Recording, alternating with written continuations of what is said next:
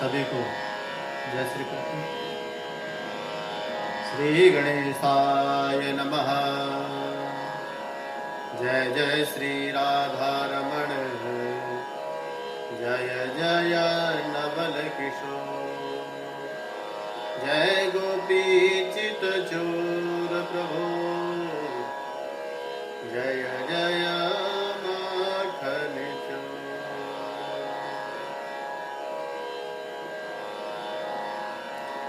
मैं आचार्य मोहित शर्मा आप सभी के समक्ष आज एक प्रसंग लेकर के उपस्थित हुआ हूँ, जिसको नाम दिया है काल भी उसका क्या करे, जो भक्त हो महाकाल का। इस प्रसंग को ध्यान से सुने,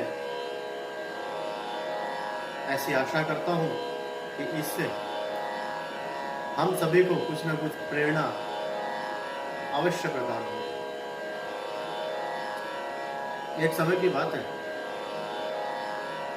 काशी में एक ब्राह्मण रहते थे, परम तपस्वी यशस्वी, किंतु एक दुख उनको हमेशा लगा रहता था कि घर में कोई भी संतान नहीं था।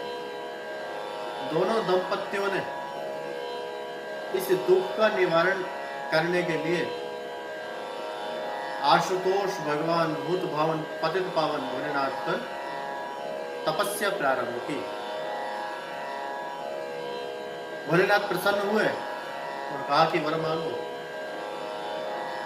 तो दोनों दंपतियों ने हाथ जोड़ करके कहा कि प्रभु आपके आशीर्वाद से सब कुछ है, किंतु कोई भी संतान नहीं, हमें पुत्र चाहिए।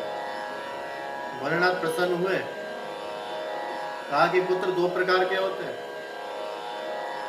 एक सुपुत्र और दूसरा है कुपुत्र। कौन सा चाहिए? कुपुत्र मिलेगा, उसकी आयु लंबी होगी, दीर्घ होगी, किंतु वो जीवन भर आपको कष्ट देगा, दुख देगा। अब दोनों दंपतियों ने आपस में विचार किया कि ऐसे पुत्र का क्या लाभ जो जीवन भर कष्ट दे। क्यों? क्योंकि पुत्र किसे कहते हैं? तू यानी नरक, त्रा माने तारने वाला, उसे कहते हैं पुत्र। तो विचार किया कि हमें आप देना ही चाहते हैं तो सुपुत्र प्रदान करें। तो जैसे ही दंपति ने प्रस्ताव रखा तो भोलेनाथ ने कहा कि परीक्षा ली।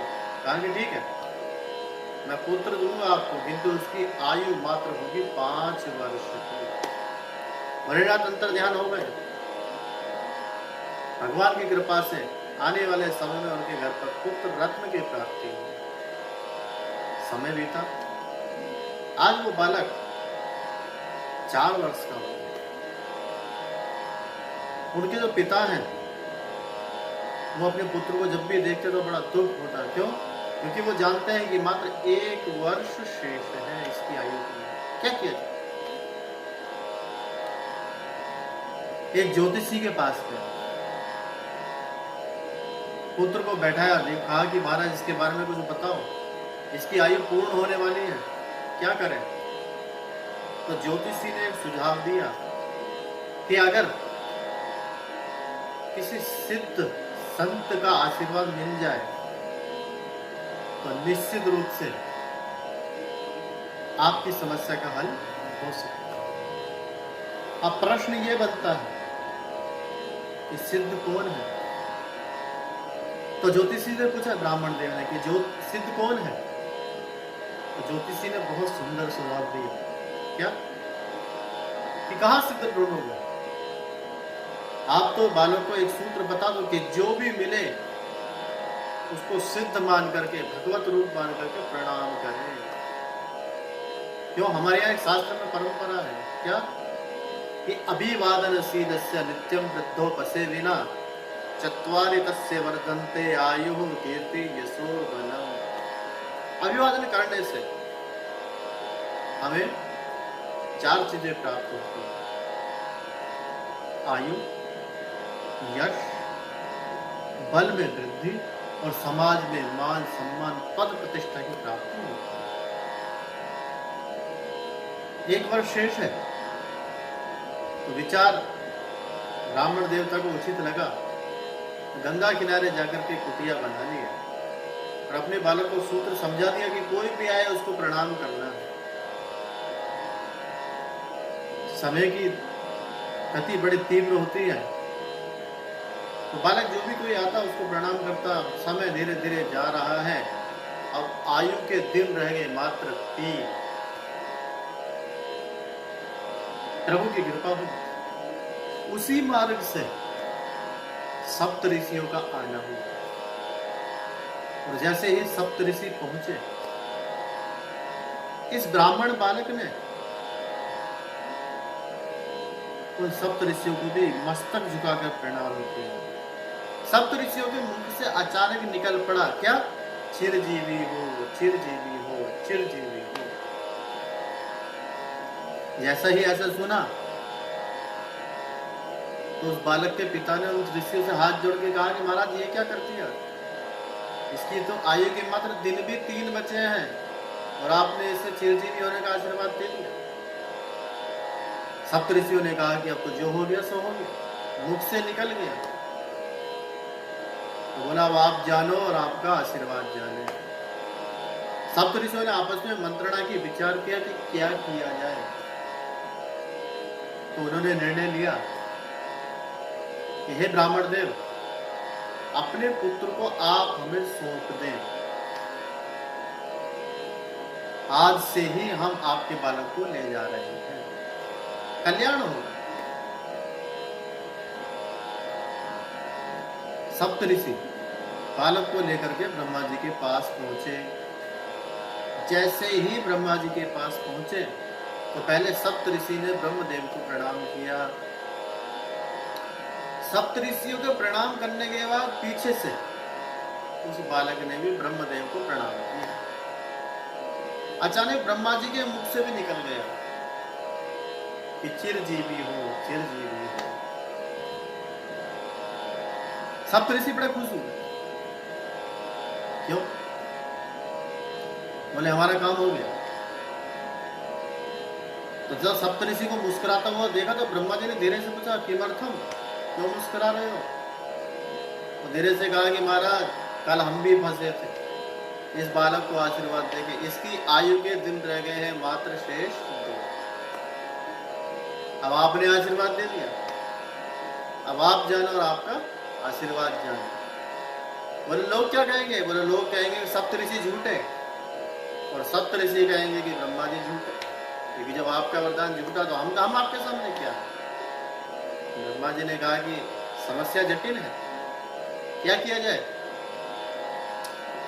बोले ठीक है, भावे मेटत सकल त्रिपुरारी, अर्थात एक भोलेनाथ ही है जो यदि भाग्य में लिखा हो तो उसको मिटा सकते हैं। मंत्र महामणि विषय व्याल के मेटत कठिन कुअंक भाले, निश्चित रूप से वही उद्धार हो। अब आशीर्वाद दे दिया है बालक को, क्या करें? तुरंत बालक को ले जाकर के कैलाश पर्वत पर पहुंचे। जैसे ही कैलाश पर्वत पर पहुंचे तो ब्रह्मा जी ने जाके कहा ओम नमः शिवाय, भोलेनाथ को प्रणाम किया। ब्रह्मा जी के प्रणाम करने के बाद सप्त ऋषियों ने प्रणाम किया और सप्त ऋषि जब प्रणाम कर चुके थे तो पीछे से वो 5 वर्ष का होने वाला बालक भी प्रणाम करता। भोलेनाथ के मुख से भी अचानक निकल पड़ा चिरजीवी हो, चिरजीवी हो, चिरजीवी। अब ब्रह्मा जी और सप्त ऋषि मुस्कुराए, बोले हमारा काम। भोलेनाथ ने कहा भाई क्या बात, क्यों मुस्कुरा रहे हैं? बोले महाराज हम पहले फंस चुके हैं, अब आपकी बारी है। आपने इस बालक को आशीर्वाद दे दिया चिरजीवी हो, अब आप जानो और आपकी वरदान जानो। भोलेनाथ ने कहा कि ठीक है, इस बालक को यही छोड़ दो। और आप लोग प्रस्थान करो। बालक को भोलेनाथ ने बुलाया और धीरे से दो बात कि बेटा ये शिवलिंग लो, इस शिवलिंग के ऊपर यथाशक्ति बिलपत्र चढ़ाते चढ़ाते ओम नमः शिवाय का जप। बालक ने प्रातः काल से यही करना प्रारंभ कर दिया। समय बीता, सायंकाल आया। जैसे ही सायंकाल आया उधर यमराज ने अपना पास फैलाया और पास इस बालक के कंठ में आकर के फंस गया। जैसे ही इस बालक के प्राण निकलने लगे, अर्थात यम पास को खींचने लगा, उसी समय इस बालक ने शिवलिंग को पकड़ लिया। भोलेनाथ ने देखा और तुरंत प्रकट हो गया। कहा कि यमराज क्या करते हो? बोले महाराज इसकी आयु पूर्ण होने वाली है, इसकी आयु पूर्ण होने वाली है। आज इसका शेष दिन है, बस एक ही दिन बचा था, इसको मैं ले जाने आया। भोलेनाथ मुस्कुराए, बोला ये तो नहीं होगा। बोले महाराज ये तो आपका डिपार्टमेंट है संहार, क्योंकि संहार के देवता भोलेनाथ हैं, तो ये तो आपका डिपार्टमेंट बनता है और अपने डिपार्टमेंट में कोई गड़बड़ी करे ये कैसे? बोले अच्छा ये बताओ इस बालक को आयु किसने दी? बोले आपने, 5 वर्ष की आयु आपने प्रदान की है।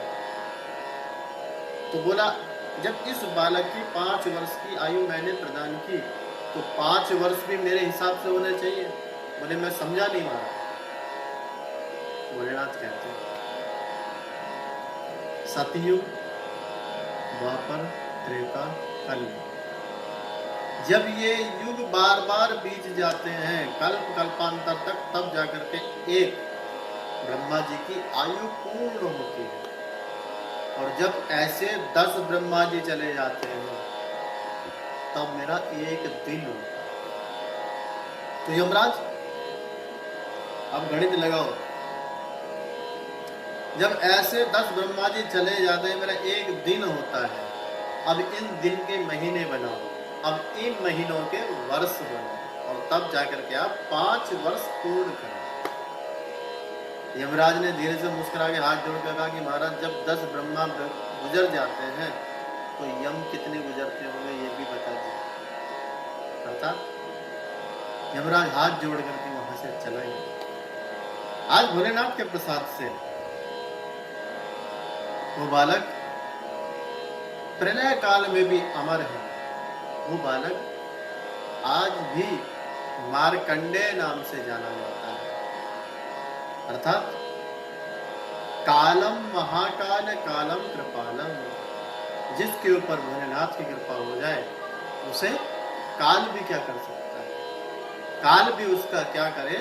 जो भक्त हो महाकाल। तो सभी को ये प्रसंग यथाशक्ति श्रवण कराया। अभी अपनी वाणी को यहाँ विराम दें। सभी को जय श्री कृष्ण। ऐसे ही अन्य प्रसंगों के लिए हमसे जुड़ें और हमारे इस YouTube चैनल को सब्सक्राइब अवश्य करें। आप श्रीमद् भागवत कथा, राम कथा व अन्य आध्यात्मिक कार्यों के लिए दिए गए नंबर पर संपर्क कर सकते हैं, हमसे संपर्क साध सकते हैं।